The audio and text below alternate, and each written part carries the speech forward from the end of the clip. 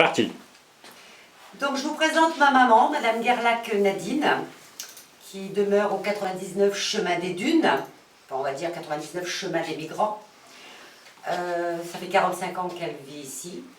Il y a 11 ans, elle a perdu donc, son mari, donc elle vit seule. Elle n'a jamais été prévenue par les autorités de l'arrivée des migrants dans sa rue.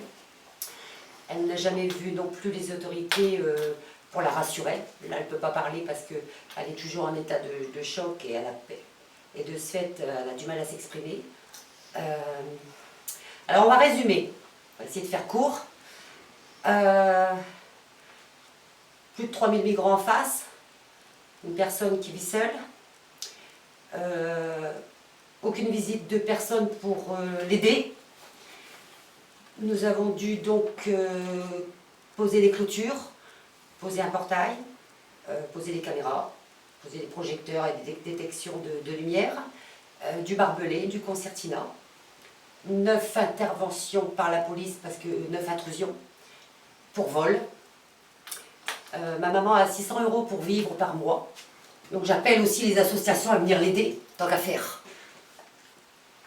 Suite à ça, elle ne sort plus, elle ne fait plus de courses non plus. Donc pareil, si vous avez trop de pommes de terre, comme je vois souvent dans la rue, des sacs et des sacs, n'hésitez pas à emballer un ou deux devant, ça sera bienvenu aussi. J'attends beaucoup aussi des forces de l'ordre, qu'on ne voit plus beaucoup non plus. Si, au passage des migrants pour aller prendre leur repas au centre. La nuit, elle est toute seule. Il y a eu une émeute le 30 mai, on a fait 2 fois le 17. Il y avait quand même une guérilla avec 400 migrants et le feu. On attend toujours qu'ils viennent. Je suis donc venue seule à 3 h du matin avec 50 migrants dans la rue armés. J'ai dû tourner dans la cour ici avec le frein à main. Parce que j'avais pas le choix. Et j'étais dans la cave. Et elle était enfermée dans la cave. La maison était caillassée. Les gendarmes que j'ai rencontrés au bout de la rue m'ont dit n'y allez surtout pas. J'ai attendez, moi c'est mon devoir de protéger ma mère puisque personne ne le fait. Ils m'ont dit oui mais nous on attend les pompiers parce que les pompiers veulent rentrer qu'avec nous, qu'avec les forces de l'ordre. J'ai dit écoutez, nous on a fait 2 fois le 17 et on attend toujours. Donc après ils sont venus la voir, mais bon forcément trop tard.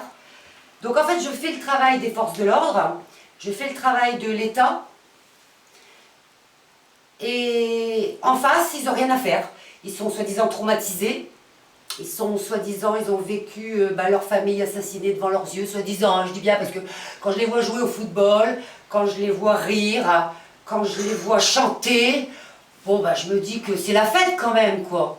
Donc je me dis que nos ancêtres qui se sont battus pour leur patrie, en guerre de 14-18 et 39-45, ils ont eu le courage de rester en France. Ils ont eu le courage de se battre pour leur drapeau bleu, blanc, rouge, hein, pour l'égalité, la fraternité, enfin tous les beaux mots, on va dire. Et puis de nos jours, les Calaisiens, comme tous les Français, travaillez bien, travaillez longtemps, pour que les migrants vivent bien surtout.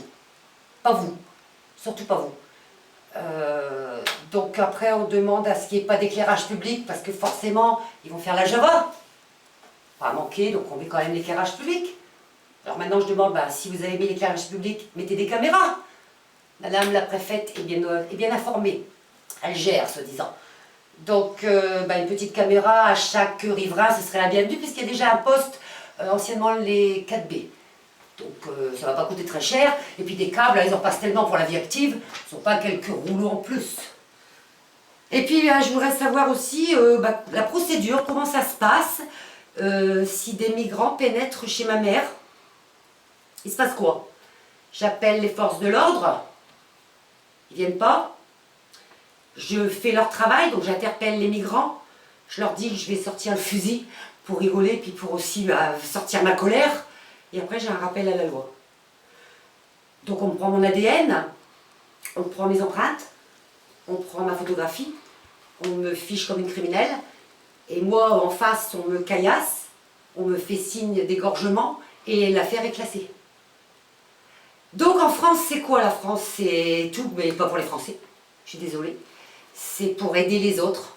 Alors qu'est-ce qui se passe? Pourquoi on aide beaucoup les autres et pas les Français? Les Français sont bons qu'à payer. Alors nous, ce qu'on voudrait savoir, c'est les accords du Touquet. Qu'est-ce qui a été signé dans les accords du Touquet? Ce serait bien de tout savoir et de connaître la vérité. Et les Français, ça serait bien de vous réveiller surtout, et les Calaisiens surtout. Enfin, les Calaisiens, on va dire, ils n'ont pas le problème à leur porte. Donc on a sa petite vie tranquille, on a son petit boulot, son petit RSA, ses petites allocations, puis le restant on ferme la porte. Demain vous les aurez en face de chez vous, et là je vais applaudir, et là je vais rire, et là ça sera pas la peine de venir nous voir.